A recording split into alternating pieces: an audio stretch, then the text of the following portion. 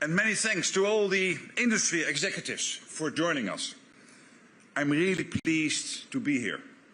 This is such an impressive crowd. I think this is, Tarja, one of the biggest events in the context of industry and NATO we have ever organized. So thank you all for being here. You, the business and industry executives in this room, are the industrial component of our deterrence and defense. And there simply is no strong defense without a strong defense industry. Sometimes it is that simple. Many of you were also in The Hague at the NATO summit and the NATO Summit Defense Industry Forum we organized in the context of the summit. I believe the whole summit in The Hague, including what we organized in the context of industry, was historic, it was successful, and we took important decisions to make NATO much stronger. And the President already mentioned a few of them. Because at that occasion, NATO leaders decided to invest 5% of GDP in defense by 2035. 5%. And we all know that's serious money. That's serious spending. But it is what we need to stay safe. As part of this, leaders agreed to buy more defense capabilities, including jets, tanks, ships, but also drones, ammunition, cyber and space capabilities. We are now turning these decisions into action. And for this, we need you. The open dialogue between NATO and industry will be essential as we deliver on these commitments. We are making progress. You could even say we are making good progress. There's more cash on the table, and even more will flow. European allies and Canada are really stepping up, including Romania, indeed, which has plans to increase its core defense spending to 3.5% by 2030. But of course, cash alone can't provide security. We need the capabilities, we need the equipment, real firepower, and of course, the most advanced tech. Because the threats we face are real and lasting. Russia's unprovoked war against Ukraine is the most obvious example of the threat. But the danger posed by Russia will not end when this war does. For the foreseeable future, Russia will remain a destabilizing force in Europe and the world. And Russia is not alone in its efforts to undermine the global rules.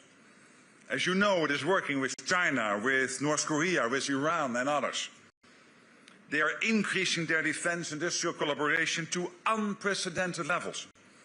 They are preparing for long-term confrontation. We cannot be naive. We must be prepared. President Roosevelt famously said that powerful enemies must be outfought and outproduced. And that was in 1942. And the same can be said today. We call it peace through strength. And NATO will do its part, and we need industry to do yours. I'm confident that together we have what it takes to outgun, outproduce and outsmart those that seek to harm or diminish us. To do this well, we should focus on three key drivers: quantity, creativity and cooperation. First, on quantity, we already have state-of-the-art systems, the best of the best. These give us an edge, and we will keep it sharp. But we need more, and we need it fast, and that means increasing production and shortening delivery times. We are already turning the tide on ammunition. Until recently, Russia was producing more ammunition than all NATO allies put together. But not anymore. Across the alliance, we are now opening dozens of new production lines and expanding existing ones. We are making more than we have done in decades. We need to build on this progress in other areas, from high-end air defense and low-cost drone interceptors. Here, quantity is key. And this brings me to the second driver, creativity. This is about the power of innovation. To stay safe in the future, we need to outsmart our adversaries, drawing on all our strength. There are creative minds in this room, I know, from large and established corporations to small startups. We need what you have to offer. And we live in free societies where your creativity can thrive. So bring your ideas, put your ingenuity to the test, and use NATO as your test bed. We have the Defence Innovation Accelerator for the North Atlantic, or Diana, with a network of test centers and accelerator sites across NATO countries. We also have the NATO Innovation Fund, the world's first multi-sovereign venture capital fund. Through this fund, we invest in deep tech, dual-use technology startups that can support our defense, our resilience and our security. So we can help develop the next generation of innovators. The third driver I want to talk about is cooperation. This is NATO's bread and butter. It's also the reason for this NATO Industry Forum. Bringing together the ideas, the assets, the industry of 32 countries across Europe and North America is powerful. And there's even more we can do when we work with our partners, including the European Union, Ukraine, and countries in the Indo-Pacific region like Australia, Japan, New Zealand, and the Republic of Korea. We have so much to learn from each other. And by combining our efforts, we can produce more and increase innovation. It benefits us all. Dangerous times call for bold action. And this demands a degree of risk tolerance from all of us.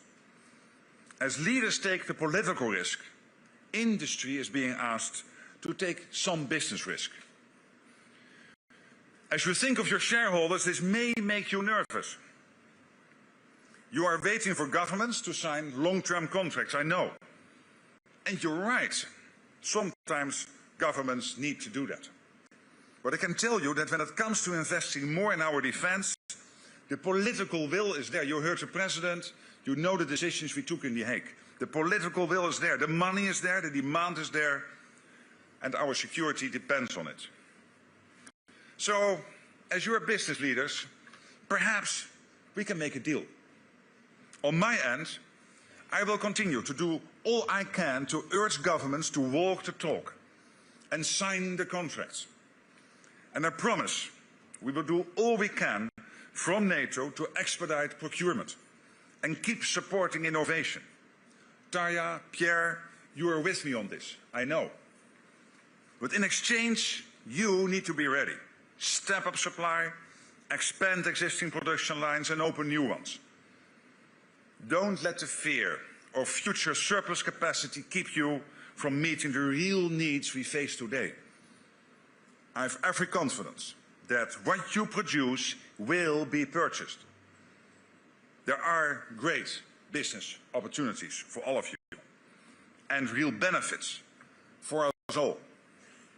Because when industry steps up supply, the result is not only more security, also more economic growth and many more jobs. The defense dividend is real, and our mission couldn't be more worthy.